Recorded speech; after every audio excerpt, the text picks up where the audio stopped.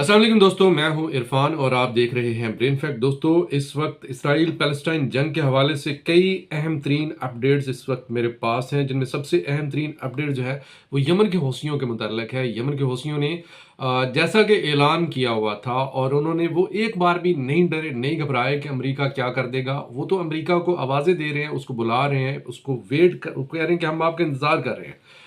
तफसीलात आपके साथ शेयर करता हूं कि ये अमरीकी बहरी जहाज, इसका नाम ट्रू कॉन्फिडेंस था, इसको निशाना बनाया गया है और पहली दफ़ा कुछ ऐसा किया है यमन के हौसियों ने जो कि 15 नवंबर से लेकर अब तक यमन के हौसियों ने वो नहीं किया। इस हमले में पहली दफ़ा वो हो गया है और ट्रू कॉन्फिडेंस, आपको इसके मुतल्लिक मुकम्मल इंफॉर्मेशन दूंगा कि ट्रू कॉन्फिडेंस का इस वक्त क्या हाल है।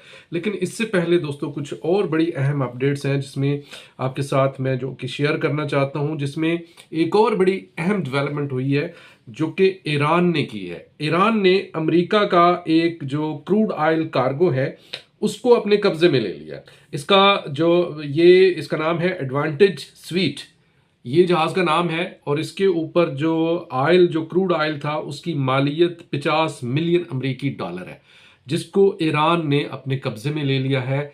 और इसके पीछे जो बेसिकली एक अदालती हुक्म है, ये मुकम्मल तफसील तो आपको मैं बता रहा हूँ, लेकिन इसके पीछे जो वजह है वो बड़ी दिलचस्प है। एक जो अदालती हुक्म है, जो ईरान की एक अदालत ने हुक्म दे रखा है, बेसिकली उसका बैकग्राउंड कुछ इस तरह से है कि अमेरिका ने ईरान के ऊपर पाबंदियां लगाई हुई हैं। ठीक है जी। अब ये जो पाबंदियां हैं इनमें इसकी वजह क्या थी? इसकी वजह ये थी कि जो ईरान है वो अपना न्यूक्लियर प्रोग्राम रोल बैक नहीं कर रहा था। उसने वाज़ेह तौर पर ऐलान किया था कि वो अपना प्रोग्राम रोल बैक नहीं करेगा। इसको लेकर अमेरिका ने उसके ऊपर पाबंदियां लगा दी। अब इन पाबंदियों में एक पाबंदी जो है वो बड़ी दिलचस्प, तो खैर दिलचस्प भी आप कह सकते हैं, लेकिन बड़ी खतरनाक थी कि अफसोसनाक भी थी कि आप पाबंदियों में चले, दूसरी चीजें तो आप शामिल करें, लेकिन ये जो चीज है इसको आप शामिल कर रहे हैं। ईरान में एक स्किन डिजीज पाई जाती है जिसका नाम है ईबी, एपिडर्मोलाइसिस बोलोसा। इसको शॉर्ट फॉर्म में ईबी भी कहते हैं और इसको बटरफ्लाई स्किन भी कहा जाता है। अब ये जो डिजीज है इसकी दवाई सिर्फ और सिर्फ एक मुल्क बना रहा है, उस मुल्क का नाम है स्वीडन। स्वीडन की एक कंपनी है मोलन लाइकेक, जो कि स्वीडिश कंपनी है और इसका जो हेडक्वार्टर है ये गोदमबर्ग में है। जब अमेरिका ने पाबंदियां लगाई ईरान पर, तो ये जो कंपनी है जिसका नाम मोलन लाइक है, इसने एक दवाई बना रही थी इन बटरफ्लाई स्किन के मरीजों के लिए, इन एपिडर्मोलाइसिस बोलोसा यानी ईबी के मरीजों के लिए। ये एक बड़ी खतरनाक बीमारी है जिसमें कई मरीज जो हैं ये एक खतरनाक कंडीशन से गुजरते हैं। उनका जो लाइफ स्टाइल है वो बड़ा कंप्रोमाइज्ड हो जाता है, बड़ा मतलब उसके ऊपर आप उसको बयान करना मुमकिन नहीं है। उसके लिए ये जो दवाई स्वीडन बना रहा था, स्वीडन ने अपनी उसने लगा दी, पाबंदी लगा दी, उसने अपनी मेडिसिन जो है वो ईरान को बेचनी बंद कर दी। अब ये जो ईरान की ये जो मरीज हैं इनके पास और कोई दवाई इसके लिए नहीं है। अब ये मरीज जो हैं ये बेचारे सही मानों में बड़ी तकलीफ दह हालत में है। इनके लिए स्किन डिजीज को ट्रीट करने का कोई और इलाज नहीं है। अब इन मरीजों ने ईरान की अदालत में एक मुकदमा दायर कर रखा था कि ये चूंकि अमरीकी पाबंदियों की वजह से सारा कुछ हो रहा है, इसलिए अमरीकी पाबंदियों के हवाले से अमरीका जो है उससे बदला लिया जाए, अमरीका को सबक सिखाया जाए।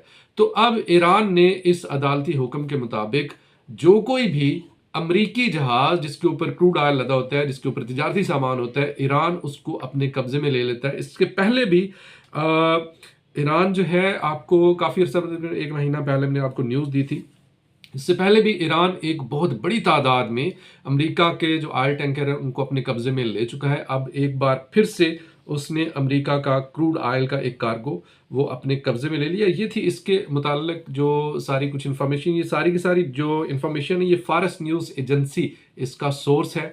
लिंक आप कहेंगे तो आपको मिल जाएगा, डिस्क्रिप्शन में आपको लिंक भी दे दूंगा, क्योंकि यहाँ पर इस प्लेटफॉर्म से कोई भी ऐसी न्यूज़ नहीं दी जाती जिसका मेरे पास बैकअप ना हो, जिसकी मेरे पास कोई इंफॉर्मेशन जो सोर्स है वो ना हो। बहरहाल आगे बढ़ते हैं। इस पे मजीद आपको बताऊं कि इसराइल जो है इस वक्त ये छोटी सी एक वीडियो है, सारी मैं नहीं चलाऊंगा वीडियो, बस जस्ट 5 to 10 सेकंड की ये वीडियो है। ये मुकम्मल इंटरव्यू है एक फ़लस्तीनी खातून का। ये जो खातून है ये रिहा हुई है इसराइल की कैद से, और इस खातून ने रिहा होकर एक ख़तरनाक तरीन इंकशाफात किए हैं, दिल को दहला देने वाले इंकशाफात किए हैं। सबसे पहले ज़रा ये वीडियो देखिएगा। عدا عن اصوات انا كنت يعني كان مقابل قسم الاشبال لاطفال 12 سنه بتحكي على 11 سنه يعني بنص الليل الولد يصيح ان شاء الله بدي امي। राइट जी, इस वीडियो में ये फ़लस्तीनी खातून कह रही हैं कि जब ये इसराइल की कैद में थी तो इसराइल जो वहाँ पर बच्चे भी इसराइल अगवा करके ले गया हुआ है एज होस्टेजेस, एज अबडक्टीज।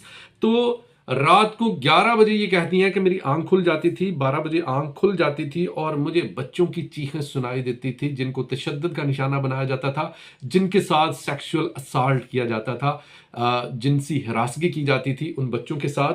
अब जो खबर निकल के सामने आ रही है उसमें यह है कि इसराइल होस्टेज डील के ऊपर इसलिए राजी नहीं हो रहा कि जब होस्टेज डील जो है करेगा, यानी इसराइल के जो यरगमाली हैं वो हमास की कैद में हैं, जब वो रिहा होंगे और वो रिहा होने के बाद जब जो इसराइल है वो अपने पास जो उसके पास जो उसने फ़लस्तीन से लोगों को उठाया हुआ है वो उनको रिहा करेगा, तो उसके बाद जब उनके इंटरव्यूज़ होंगे तो वो इंटरव्यूज़ तहलका मचा देंगे।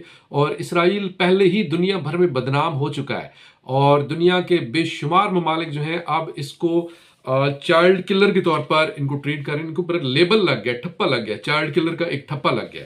और इसमें जो सबसे बड़ी मतलब ये जब ये दुनिया को पता चलेगा कि इसराइल बच्चों के साथ, इसराइल लोगों के साथ इस तरह से करता रहा है तो इसराइल का इमेज मज़ीद ख़राब होने का खदशा है। लेकिन इसराइल को अपने इमेज की कोई परवाह नहीं है क्योंकि इसराइल उस सारी चीज़ों से आगे निकल गया। वो एक थोड़ा बहुत था कि यूरोपीय यूनियन में, यूरोपीय ममालिक में इसराइल का एक अच्छा इमेज उन्होंने बनाया हुआ था, वो भी अब उसका तशख़्ख़ुस बिल्कुल ख़राब हो चुका है।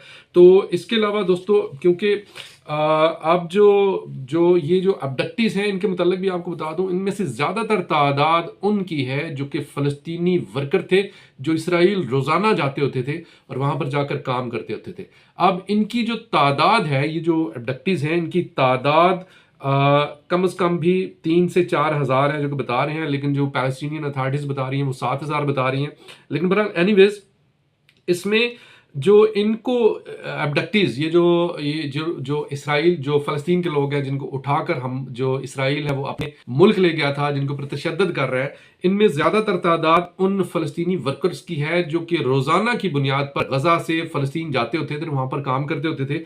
इन फ़लस्तीनी वर्कर्स की तादाद 16 हज़ार के करीब है जिनको गज़ा से इसराइल जाकर काम करने की इजाज़त थी। इनमें से अब शिनबेट एक जो है इसराइली ऑफिशियल है, उसने एक वाज़ेह तौर पर ऐलान किया है, वो इसकी तफ्तीश कर रहा था। उसने इनमें से 3000 लोगों को इन्वेस्टिगेट किया है और इनके ऊपर किस तरह से इन्वेस्टिगेट किया ये बताने की ढकी छुपी बात नहीं है। बहुत बुरे तरीके से इनको तशद्दुद का निशाना बनाया जाता था इन वर्कर्स को। अब ये जो 3000 वर्कर्स हैं, 3000 गज़ा के लोग हैं, इनको इन्वेस्टिगेट किया गया है। इन्वेस्टिगेट करके ये रिपोर्ट इसराइल का ऑफिशियल दे रहा है। वो कहता है जी कि इन वर्कर्स ने जो इंटेलिजेंस है वो हमास को नहीं दी। इससे पहले ये इल्ज़ाम लगाया जाता था कि ये जो फ़लस्तीनी वर्कर जो कि गज़ा से रोज़ाना की बुनियाद पर आ रहे हैं, इसराइल आ रहे हैं, इन्होंने जो इंटेलिजेंस शेयरिंग है वो की है हमास के साथ और हमास ने उस इंटेलिजेंस शेयरिंग की बेस के ऊपर 7 अक्टूबर को हमला किया था इसराइल पर।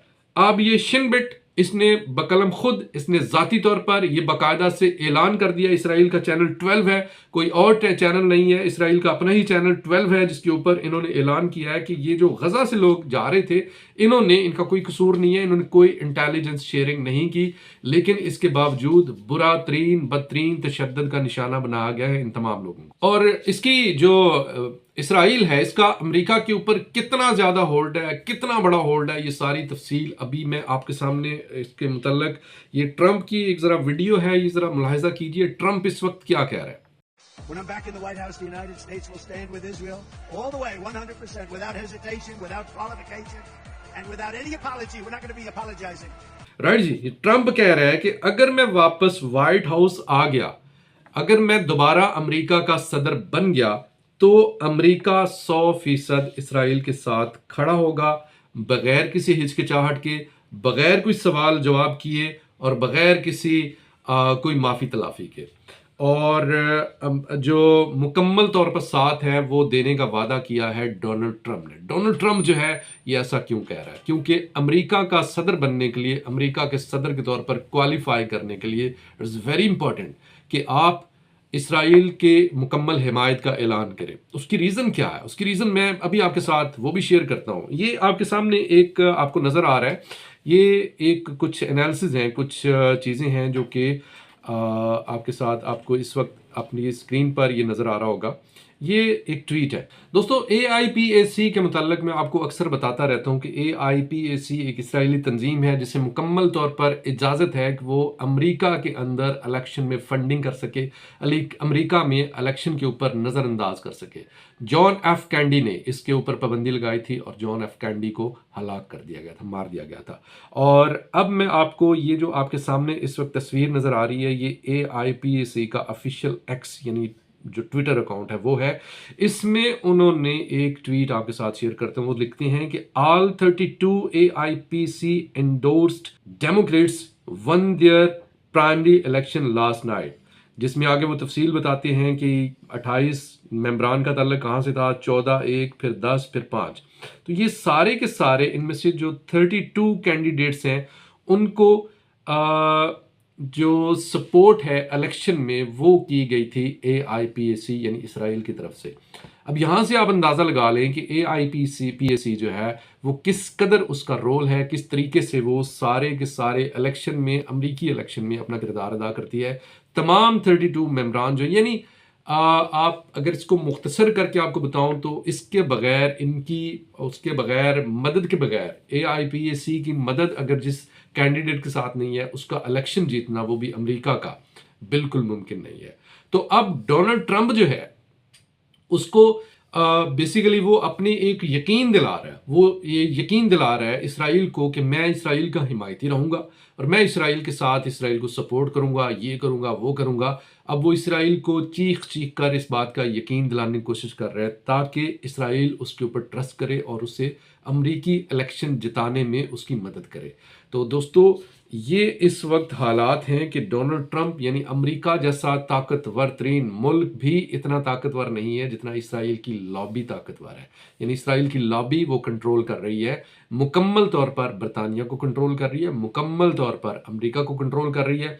लेकिन इस वक्त आपके साथ आखिरी जो न्यूज़ मैं इस वक्त इस व्लॉग में शेयर करना चाहता हूँ वो ये है कि बड़ा अहम किरदार अदा कर रहा है बायकाट।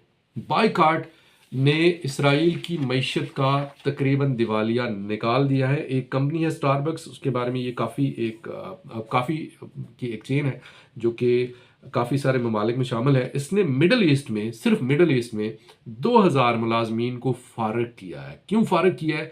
क्योंकि मिडल ईस्ट में इसका बायकाट है और मिडल ईस्ट में इसको शदीद क्राइसिस का सामना करना पड़ रहा है। और इस क्राइसिस में अब क्राइसिस जब आते हैं ना, सबसे पहले मुलाजमीन को फारिग किया जाता है ताकि कंपनी का जो लॉस है वो कम से कम हो। तो इस वक्त स्टारबक्स के 2000 मुलाजमीन फारिग हो चुके हैं सिर्फ और सिर्फ आप जैसे लोगों की वजह से, आप जैसे दोस्तों के बायकाट की वजह से। इसका बड़ा गहरा इम्पैक्ट आ रहा है। और दोस्तों आखिर में आपको बताऊंगा कि अमरीकी बहरी जहाज ट्रू कॉन्फिडेंस गल्फ ऑफ अदन में नेवल टारपेडोस के जरिए उसको तबाह कर दिया गया है। ये मुकम्मल तौर पर तबाही के मनाजर इस वक्त आपके सामने हैं और तकरीबन ये जहाज़ डूब चुके हैं। आखिरी इतलात ये आ रही हैं कि ये जहाज़ मुकम्मल तौर पर डूब चुका है। ये यूनानी मलकीती कार्गो जहाज़ है जिसको मिज़ाइल से अदन पोर्ट से साउथ ईस्ट की तरफ 50 नॉटिकल मील दूरी पर निशाना बनाया गया है। इसमें जब ये हमला किया गया तो इसमें आग लग गई, इसके तमाम काफ़ी बड़े हिस्से पर आग लग गई। इसके 20 क्रू मेंबर्स हैं वो लापता हैं और इनमें से 3 जो क्रू मेंबर्स हैं ये मर गए हैं और हलाक हो गए हैं। जहाज़ जो है ये मुकम्मल तौर पर तकरीबन डूब चुका है और आखिरी इतलात ये आ रही हैं कि जहाज़ जो है ये दूसरा जहाज़ है जो कि मुकम्मल तौर पर तबाही का शिकार हुआ। पहला जहाज़ बरतानिया का रूबी मार था जो कि मुकम्मल तौर पर डूब गया था। अब ये जहाज़ जो है ये भी तकरीबन डूब चुका है और ये पहली दफ़ा हुआ है जब से जो यमन के हौसी हैं, जब से उन्होंने हमले शुरू किए हैं तब से लेकर अब तक ये पहली दफ़ा हुआ है कि इस जहाज़ को कि ये 3 जो लोग हैं ये उसमें मारे गए हैं, 3 जो क्रू मेंबर्स हैं वो मारे गए हैं। ये थी दोस्तों इस वक्त तक की कुछ ताज़ा तरीन अपडेट जो कि आपके साथ मैंने शेयर की इसराइल पैलेस्टाइन जंग के हवाले से। वीडियो अच्छी लगे तो कमेंट सेक्शन में राय का इजहार भी जरूर कीजिएगा। हमारे फेसबुक पेज को लाइक कीजिए और हमारे यूट्यूब चैनल को सब्सक्राइब कीजिए। वीडियो को ज़्यादा से ज़्यादा शेयर कीजिए। बहुत शुक्रिया।